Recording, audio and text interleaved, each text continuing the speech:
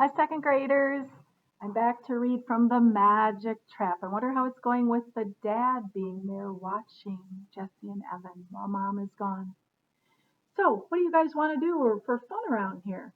Asked Mr. Tresky, clapping his hands and rubbing them together as if he was getting ready to cook up a great big meal. Oh, lots of stuff, said Jesse. I'm going to my room, said Evan, heading for the stairs. What do you mean? I just got here. And now that mom's gone, he raised and lowered his eyebrows several times as if he were planning to do something Mom would not approve of. Something fun, something exciting. Jessie felt her stomach flip and flop. What? Now that Mom's gone? You can leave, asked Evan. Man, Evan, said their dad, shaking his head and smiling, give it a rest, would ya? I'm going to my room, Evan said again, and this time their dad didn't try to stop him. What's he so mad about? Said Mr. Tresky as he walked across the kitchen and retrieved his backpack. Is he mad? Asked Jessie. Yeah, I would say so. But he didn't yell, said Jessie matter-of-factly. No, and he didn't call names or say he was mad. Well, that's true, but... And his face was like this, said Jessie, making her face go completely blank, as if it were sand at the calm beach and a gentle wave had just smoothed it flat. Yeah, but Jessie, he was mad. Couldn't you tell? Her father looked at her long and hard. Jessie tried to get that feeling of wanting to go up to her bedroom, close the door, and read Charlotte's Web. Her dad pulled his phone from his side pocket of his backpack. That's a nice phone, said Jessie. It had a big colored touch screen big enough that you could watch movies on it. Jessie's mom's phone didn't even have a screen. It was that kind that came free when you signed up for a cell service, and it was at least 5 years old. Yeah, said her dad absently as he thumbed through the screen, pushing buttons and looking at the text and images that flashed by. Oh, I couldn't live without my phone. Well, that isn't actually true, said Jessie. Mrs. Overton told us about things that were true, so it's kind of like a lie, except that Mrs. Overton says it doesn't count as a lie, though, because it's called like a figure of speech, which doesn't really make sense to me. If it's not true, then it's not true, like what you just said. Jessie didn't like exaggeration. She liked facts to be facts.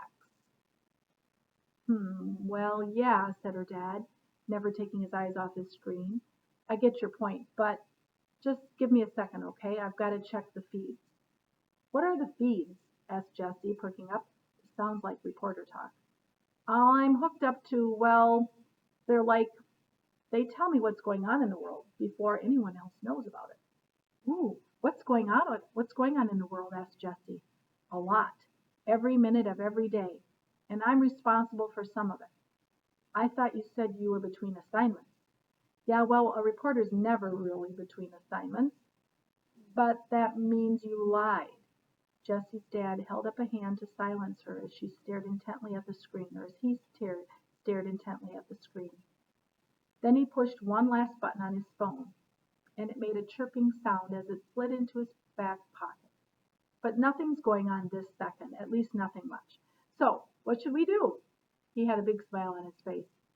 I want to show you my room, shouted Jessie. So they went upstairs and Jessie showed her dad everything. The newest additions to her collection of trolls, all her homework and test papers for the whole year, the book she currently had checked out from the library, and all the drawings and posters she had made to decorate her room. Then she showed him all 4 direct editions of the 4.0 Forum, which was the classroom newspaper that Jessie wrote and edited. He looked at each paper, but he didn't read any of the articles. So Jessie read the front page story for each paper out loud to him so he wouldn't miss any of the really good stuff. And I have $81.43 saved up, said Jessie proudly, folding up the newspaper. She thought of taking out her lockbox and showing him all her savings, just so he would know she was really telling the truth. But then she remembered her rule about never showing her money to anyone. Good for you, he said. You're like your mom, saving money, not like me. He leaned back on her bed, casually resting against the headboard. Jessie's dad liked to lean on things. In fact, when Jessie's mom first met her dad, he was leaning against a cherry red sports car. Not that the car was his, but he sure looked good leaning against it, her mom always said, laughing when she told the story. Can you please take your shoes off the bed? She asked, pointing at her father's feet, which were on top of her comforter and dangerously close to her stuffed animals. Her dad swung her feet so that they swung over the edge of the bed. Seriously, Jessie, that's a lot of dough for a 9-year-old kid. I'll be 10 in 4 months. I know, said her dad. October 8th, she said. I know, Jessie. It's just that sometimes you don't remember, she said. I always remember, he said. Sometimes I'm too busy to send something or call. You know, being a war correspondent is really tough, Jess. Well, you can't even imagine the things I see. His voice trailed off, and for a moment he seemed to forget that he was in the room with her. But I always remember your birthday, and no matter where I am, I sing. Happy birthday to you. Happy birthday to you. Happy birthday, dear Jessica Ann, Winnie the Pooh, Templeton, Charlotte, and Wilbur too, Tresky. Happy birthday to you.